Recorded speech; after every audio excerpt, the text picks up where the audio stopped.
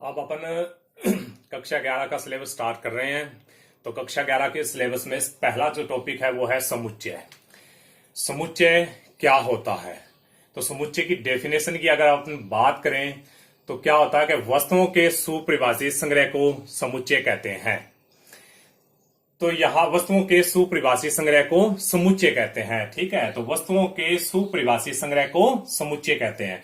तो सुपरिभाषित का जो अर्थ है वो क्या होता है कि भी यहाँ सुपरिभाषित संग्रह से तात्पर्य यह है कि जिन वस्तुओं का अपन संग्रह कर रहे हैं उसके बारे में सभी जो व्यक्ति हैं, वर्ल्ड के जितने भी व्यक्ति हैं, उन सभी का मत एक होना चाहिए। ठीक है, उसके बारे में सभी व्यक्तियों की राय एक जैसी होनी चाहिए। कहने का मतलब है, एग्जाम्पल के तौर पे अपन बात करें तो सबसे पहला जो एग्जाम्पल अपन लेते हैं भी अंग्रेजी वर्णमाला के स्वरों का समुच्चय।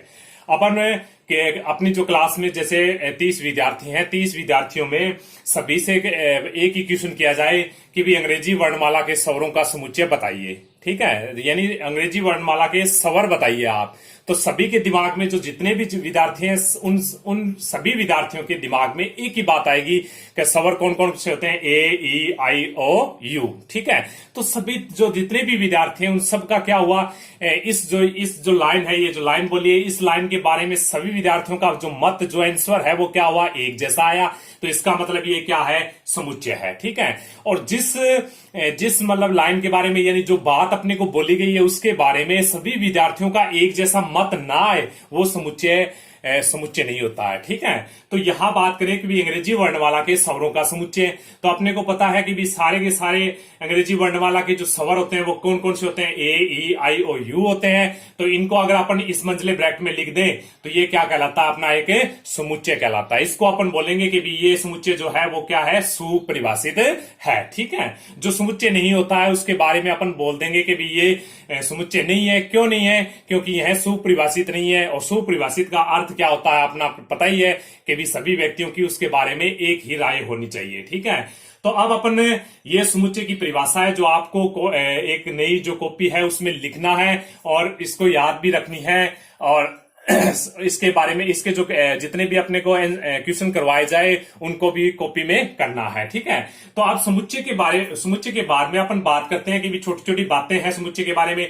कि समुच्चय को हमेशा मंझले कोष्ठक में लिखते हैं। कोई भी समुच्चय हमने बना दिया तो समुच्चय में अपन क्या लिखेंगे, मंझले कोष्ठक का प्रयोग करेंगे। ठीक है, और मंझला कोष्ठक क्या होता है, ये मंझला कोष्ठक होता है। इस प्रकार से अपन लिख दें तो उसको मंझला कोष्ठक बोलते हैं। ठीक है, अब अपन बात करें कि समुच्चय को अंग्रेजी वर्णमाला के बड़े अक्षरों, जो समुच्चय है, समुच्चय का जो नाम देंगे वो क्या देंगे, अपन अंग्रेजी वर्णमाला के बड़े अक्षरों ABC से निरूपित करते हैं। जैसे कोई भी समुच्चय बना दिया, जैसे यहाँ पे हमने ए ई आई ओ यू जो स्वरों का जो समुच्चय बनाया था, तो ये अपना समुच्चय बन गया। इस समुच्चय को हमने मंझले ब्रैकेट में लिख दिया। इसको बराबर में अपन जो लिखेंगे, यहाँ पे जो लिखेंगे वो ए लिखेंगे, बड़ा बी लिखेंगे, बड़ा सी, कुछ भी लिख सकते हैं, लेकिन जो भी लिखेंगे वो बड़ा होना चाहिए। ठीक है, छोटे अक्षरों में उसके अवयव को व्यक्त किया जाता है। तो समुच्चय के अवयव को अंग्रेजी वर्णमाला के छोटे अक्षरों, जो समुच्चय है उसके जो अवयव है उनको अपन क्या करेंगे, अंग्रेजी वर्णमाला के छोटे अक्षरों ABC आदि से निरूपित करते हैं। एग्जाम्पल के तौर पे जैसे स्वरों का जो समुच्चय बनाया था,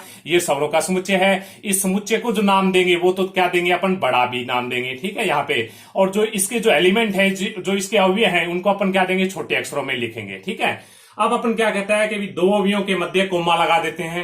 कहने का मतलब यह है कि दो जो अवयव है, जैसे यहाँ पे अपने जो समुच्चय बनाया है, इस समुच्चय में देखिए एलिमेंट कौन कौन से हैं, ए ई आई ओ यू, ये सारे के सारे जो अवयव है, इन अवयवों को एक दूसरे से पृथक करने के लिए बीच में अपन क्या किसका प्रयोग करते हैं, कोमा लगा देते हैं। ठीक है, कोमा का प्रयोग कर देते हैं। अब लास्ट बात यह है कि एक अवयव एक ही बार लिखा जाता है।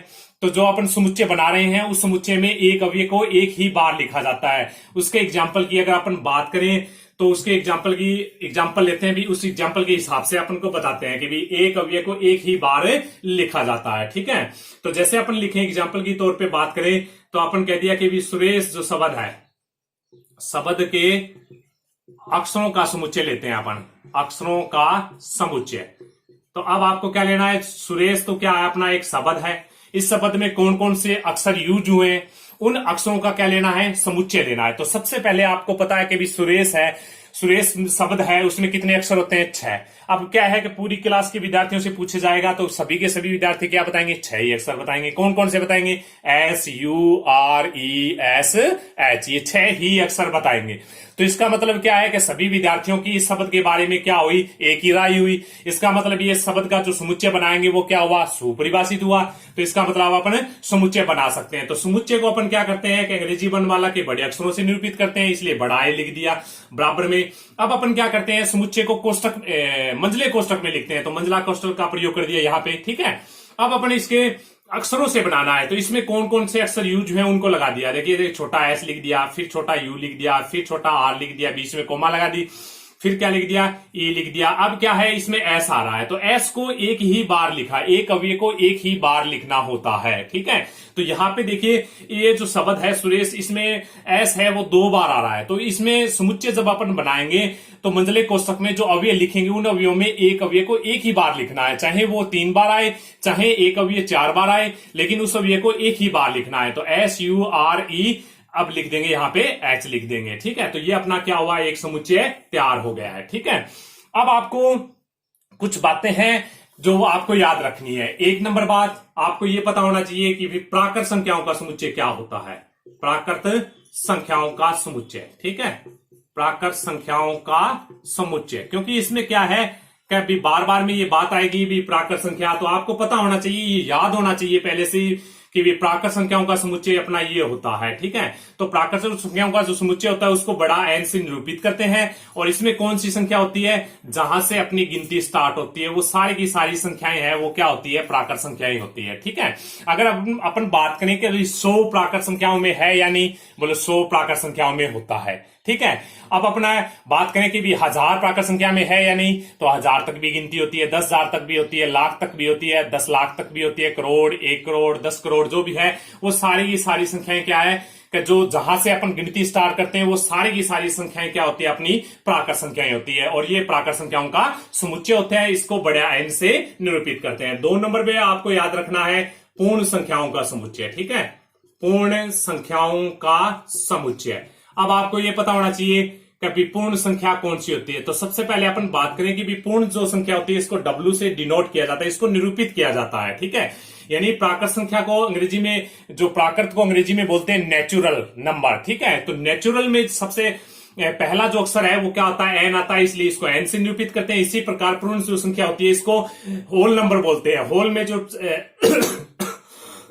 सबसे पहला जो अक्षर होता है वो W होता है, इसलिए अपन इसको क्या बोलेंगे? W से निरूपित करेंगे। और पूर्ण जो संख्या होती है वो कौन सी होती है? अगर प्राकृत संख्याओं में 0 और शामिल कर लिया जाए तो वो कौन सी संख्या बन जाती है? पूर्ण संख्या बन जाती है, ठीक है। 6, 7, 8 इस प्रकार से आगे सारी की सारी संख्या आएगी, ठीक है। तो ये भी बात आ गई, भी प्राकृत संख्याओं का समुच्चय का आपका पता चल गया, पूर्ण संख्याओं के समुच्चय का आपको पता चल गया, ठीक है। इसके बाद में अगर अपन बात करें तो तीसरे नंबर पे संख्या आती है कौन सी? पूर्णांक संख्या आती है, ठीक है। जिसको 3 नंबर पे कौन सी? पूर्णांक संख्या, ठीक है। पूर्णांक संख्याओं का समुच्चय, संख्याओं का समुच्चय। अब पूर्णांक संख्याओं का जो समुच्चय होता है इसको I से भी निरूपित करते हैं और Z से भी निरूपित करते हैं। इसमें कौन सी संख्या होती है? इसमें होती है 0 के एक साइड में प्लस वाली संख्या होती है सारी की सारी, और 0 के एक साइड में कौन सी होती है? माइनस वाली संख्या होती है, -2, -3 इस प्रकार से अपन चलते जाएंगे, ठीक है। अब अपन बात करें कि भी 10 इसमें है, -10 भी इसमें होगा, 100 इसमें है, -100 भी इसमें होगा। तो ये सारी की सारी जो संख्याएं हैं 0 के एक साइड में प्लस वाली सारी संख्याएं, 0 के एक साइड में माइनस वाली संख्याएं, यानी गिनती आनी चाहिए। 0 के इस साइड में गिनती आनी चाहिए, गिनती 1, 2, 3, 4, 5, 6, 7, 8, ठीक है। 0 की इस साइड में माइनस में गिनती आएगी, वो सारी संख्याएं क्या होती है? पूर्णांक संख्याओं का समुच्चय होता है। और जो पूर्णांक संख्या होती है उसको I या Z से निरूपित करते हैं। अब 4 नंबर पे बात आती है अपनी कौन सी? परिमेय संख्या आती है, ठीक है, परिमेय संख्या। अब परिमेय संख्याओं का समुच्चय, परिमेय संख्याओं का समुच्चय, तो परिमेय संख्याओं का समुच्चय होता है, इसको Q से क्या करते हैं? अपन निरूपित करते हैं। इसकी जो डेफिनेशन होती है इसको किससे डिनोट करते हैं? Q से, बड़ा जो Q होता है इससे डिनोट करते हैं। तो परिमेय जो संख्या होती है, ठीक है, तो परिमेय संख्याओं को अब इसकी एक डेफिनेशन होती है, आपको ये याद रखना है कि इसका जो रूप होता है, मानक जो रूप होता है वो होता है P/Q रूप होता है, ठीक है। इसमें शर्त ये होती है कि जो हर होता है वो 0 नहीं होना चाहिए, और P और Q है ना, दोनों की दोनों कौन सी संख्या होनी चाहिए? पूर्णांक संख्या होनी चाहिए। ठीक है, जैसे अपन बात करें कि भी एक परिमेय संख्या है या नहीं, तो एक को अपन P बटे Q रूप में लिख सकते हैं कि भी 1/1 कोई भी संख्या होती है उसके नीचे अपन 1 लगा देंगे तो वो कौन सी वो अंश बटे हर अपन किसी भी संख्या के नीचे अपन 1 लिख सकते हैं। जैसे 2 ले लिया, 2 के नीचे 1 लिख दिया तो ये देखिए P बटे Q रूप बन गया। जहां यहाँ पे अपन बात करें तो P का मान 2 बनता है, Q का मान क्या बनता है? 1 बनता है।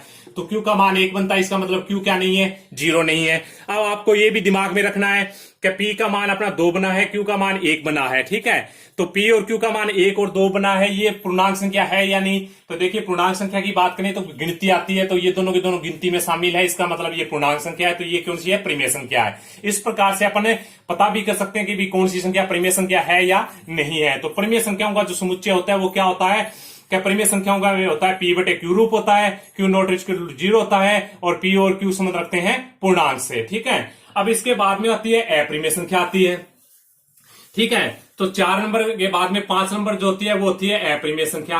अपरिमेय संख्या, अब तक आपने जो संख्या पढ़ी है, कौन कौन सी संख्या पढ़ ली आपने? प्राकृत संख्या, फिर पढ़ी आपने पूर्ण संख्या, फिर पढ़ी आपने पूर्णांक संख्या, फिर आपने पढ़ी परिमेय संख्या। तो अब तक जितनी संख्याएं पढ़ी है वो सारी की सारी कौन सी संख्याएं थी? परिमेय संख्याएं ही थी। अब अपन बात करेंगे अपरिमेय संख्याओं का समुच्चय की बात करें तो जो परिमेय संख्या नहीं है वो क्या होती है? अपरिमेय संख्या होती है। ठीक है, इसका कोई नोटेशन नहीं होता है। जिस प्रकार से प्राकृत संख्या को n से निरूपित करते हैं, होल नंबर को w से निरूपित करते हैं और पूर्ण संख्या को i या z से निरूपित करते हैं, परिमेय संख्या को q से निरूपित करते हैं, इसी प्रकार से अपरिमेय संख्या को किसी से भी निरूपित नहीं किया जा सकता, नहीं किया जाता। ठीक है, और अपरिमेय संख्या को सीधा का सीधा बोलते हैं ये एक अपरिमेय संख्या। एग्जांपल के तौर पे √2 ले लिया, √3 ले लिया, √5 ले लिया। ठीक है, अब इसके बाद में 6 नंबर पे संख्या आती है वास्तविक संख्या आती है। वास्तविक संख्या, ठीक है, वास्तविक संख्या। अब वास्तविक संख्या कौन सी होती है? कभी परिमेय संख्या प्लस क्या होती है? अपरिमेय संख्या, यानी सारी की सारी परिमेय संख्याएं और अपरिमेय संख्याओं को अगर मिला दिया जाए तो वो कौन सी संख्याएं बन जाती है? वास्तविक संख्याएं बन जाती है। ठीक है, तो ये होती है वास्तविक संख्याएं। ठीक है, अब अपन परिमेय संख्या को अपन निरूपित करें तो इस प्रकार से निरूपित कर सकते हैं कि भी r माइनस q, यानी वास्तविक संख्याओं को निरूपित किया जाता है r से और परिमेय संख्याओं को निरूपित किया जाता है q से। अगर r में से q को घटा दे तो कौन सी संख्या बचेगी?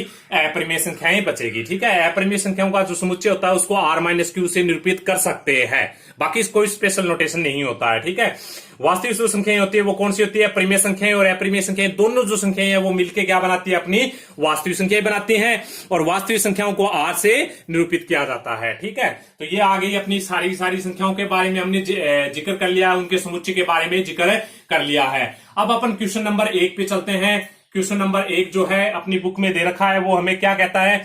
निम्नलिखित में से कौन सी समुच्चय है?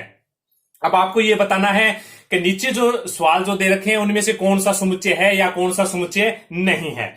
अब आपको देख लिए 1 नंबर जो क्वेश्चन दे रखा है वो ये दे रखा है कि अभी जे अक्षर से, ठीक है, जे अक्षर से प्रारंभ होने वाले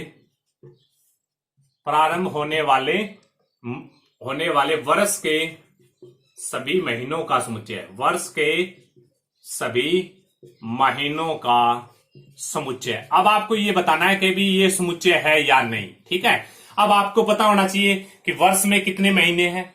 12 महीने होते हैं। अब अपन मतलब पूरी क्लास के सभी विद्यार्थियों से पूछा जाए कि भी एक वर्ष में कितने महीने होते हैं तो सबका आंसर क्या होगा? 12 महीने होते हैं। अब इनका जो समुच्चय है वो क्या हुआ? सुपरिभाषित हुआ। आपने को पता हुआ क्योंकि सभी विद्यार्थियों का मत क्या है? एक जैसा है। ठीक है, अब अपने को पता है कि सभी महीनों में जो जितने भी महीने होते हैं यानी 12 महीने होते हैं उनमें से जे अक्षर से कौन कौन से स्टार्ट होते हैं। ठीक है, तो जे अक्षर से अपने को पता है सबसे पहले कौन होता है? जनवरी, फिर कौन आता है? फरवरी, फिर आता है मार्च, फिर आता है अप्रैल, फिर मई आता है, फिर आता है जून, जे से शुरू होगा ये भी। फिर आता है जून के बाद में कौन? जुलाई, फिर हुआ अगस्त, फिर कौन हुआ? सितंबर, अक्टूबर, नवंबर और दिसंबर। तो जे अक्षर से कौन कौन से शुरू होते हैं? जनवरी, जून और जुलाई। ठीक है, ये तीन जो है महीने ये क्या होते हैं अपने जे अक्षर से स्टार्ट होंगे और इनका जो समुच्चय बनाएंगे वो क्या होगा? ये एक समुच्चय होगा। क्यों होगा? क्योंकि इसके बारे में सभी विद्यार्थियों का मत एक जैसा है, तो ये एक समुच्चय है जो सुपरिभाषित है। ठीक है, अब आपको बताना है क्वेश्चन नंबर 2 क्या कहता है कि क्वेश्चन नंबर 1 में दूसरा जो है वो हमें दे रखा है कि भारत के 10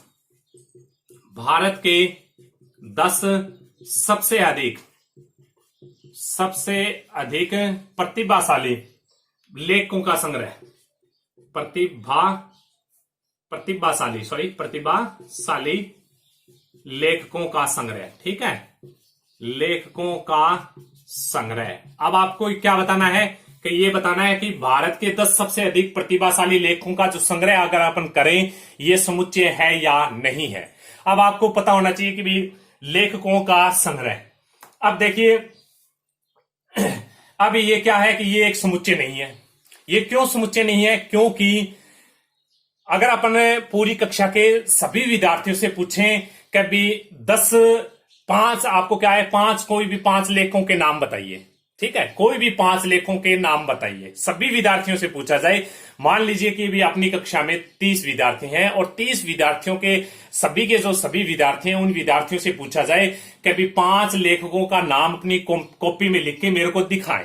तो अब आप देखेंगे कि भी 500 के जो है 500 के 500 जो लेखक हैं वो क्या है, 30 के 30 जो विद्यार्थी हैं वो क्या करेंगे कि अपनी अपनी कॉपी में नाम लिखेंगे और मेरे को दिखाएंगे। तो क्या सारे के सारे विद्यार्थी 5 जो लेखकों के नाम लिख रहे हैं वो एक जैसे लिखेंगे, यानी सभी के सभी एक जैसे लिखेंगे? नहीं लिखेंगे।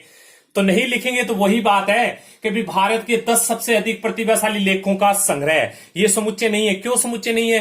कभी कोई लेखक है, मेरी नजर में क्या होगा, बहुत सारा प्रतिभाशाली होगा। यानी मुझे कविता में इंटरेस्ट होगा, मान लीजिए कि भी कोई कविता है उसमें इंटरेस्ट है तो मैं उस कवि को क्या बताऊंगा, बहुत अच्छा बताऊंगा। किसी को कहानी में इंटरेस्ट होगा तो कहानी वाले लेखक को क्या बताएगा, अच्छा बताएगा या प्रतिभाशाली बताएगा। या फिर कोई उपन्यास लिख रहा है, किसी को उपन्यास पढ़ने का शौक होगा तो वो उपन्यास लिखने वाले लेखक को क्या बताएगा, प्रतिभाशाली बताएगा। तो अलग अलग विद्यार्थियों के अलग अलग विचार होंगे, तो इसका मतलब ये क्या नहीं है, समुच्चय नहीं है। क्योंकि ये समुच्चय की परिभाषा का क्या कर रहा है, उल्लंघन कर रहा है। और समुच्चय की परिभाषा क्या कहती है कि भी जिसका अपन संग्रह कर रहे हैं उसके बारे में सभी विद्यार्थियों या सभी व्यक्तियों का एक विचार होना चाहिए, एक मत होना चाहिए। तो इस बात पे अपना हम सभी जो विद्यार्थी हैं, हम सबका जो है वो विचार है वो एक जैसा नहीं होगा, मत है वो एक जैसा नहीं होगा। इसलिए ये क्या नहीं है, एक समुच्चय नहीं है। क्यों नहीं है? क्योंकि ये सुपरिभाषित नहीं है। तो ये अपना 2 नंबर क्वेश्चन था।